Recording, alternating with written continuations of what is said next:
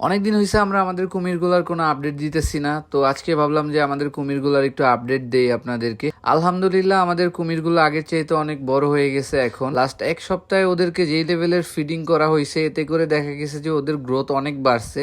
গতকালকে ওদেরকে অনেক পরিমাণ খাবার দেওয়া হয়েছে, এই জন্য দেখেন আজকে যখন ওদেরকে খাবার দিতেছি ওরা আমার হাতেই আসতেছিল না। পানিতে আলগি থাকার কারণে আজকে ওদেরকে প্রপার দেখাইতে পারলাম না। ইনশাল্লাহ নেক্সট একটা ভিডিওতে দেখাবো। আজকে খুব সুন্দর একটা ব্যাপার দেখাবো, যে ব্যাপারটা আপনাদেরকে অনেকদিন আগে আমি দেখাইছিলাম। আলহামদুলিল্লাহ আমাদের ফার্মে যে হামিম বার্ডটা বাসা করছে, ওর বাসার ভিতরে দেখলাম আমরা হচ্ছে 2টা বাচ্চা ফুটছে। যেহেতু বাচ্চাগুলা নতুন ফুটছে, এই জন্য আমি ওদেরকে আর ডিস্টার্ব করবো না আজকে। আর এইদিকে আমাদের নতুন মনস্টার গুলার প্রথম একটা লুক আপনাদের একটু না দেখাইলেই না। দেখেন এখানে হচ্ছে আমরা 2টা নতুন মনস্টার আনছি। এই মনস্টার গুলারে অনেক বড় একটা গ্লাসের ভিতরে আমরা দিছি।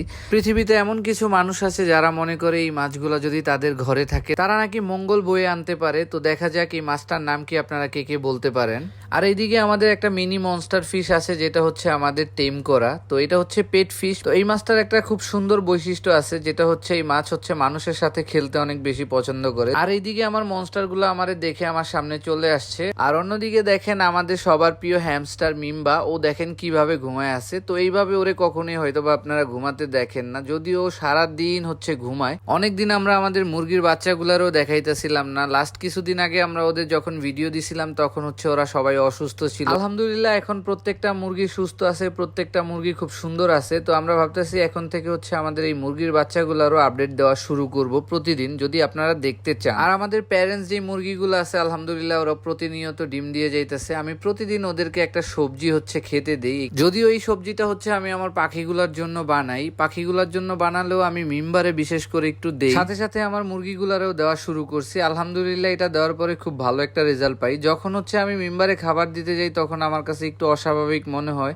আমার আর বুঝতে বাকি নাই মিম্বা কেন এইভাবে শুয়ে আছে। প্রচন্ড পরিমাণ রোদ ওঠার কারণে হচ্ছে এই প্রবলেমটা শুরু হয়ে গেছে সকালবেলায়। তো এই জন্য আমি সকাল সকালই ওরে একটা বরফ দিয়ে দিলাম, যাতে করে এই বরফটা সারাদিন থাকে। আর আজকে ডিরেক্ট একটা বরফ দিয়ে দিছি, এতে করে দেখা যাবে যে এই বরফটা যখন গলে যাবে এই সাইডটা হচ্ছে একবারে ভিজা ভেজা থাকবে। তো সন্ধ্যা পর্যন্ত আশা করি এটা ভেজা ভেজা থাকবে, এতে করেও সারাদিনই হচ্ছে একটু ঠান্ডার মধ্যে থাকতে পারবে। যেহেতু হ্যামস্টার গরম সহ্য করতে পারে না, এই জন্য আমার প্রতিদিনই এটা দিতে হয় ওকে।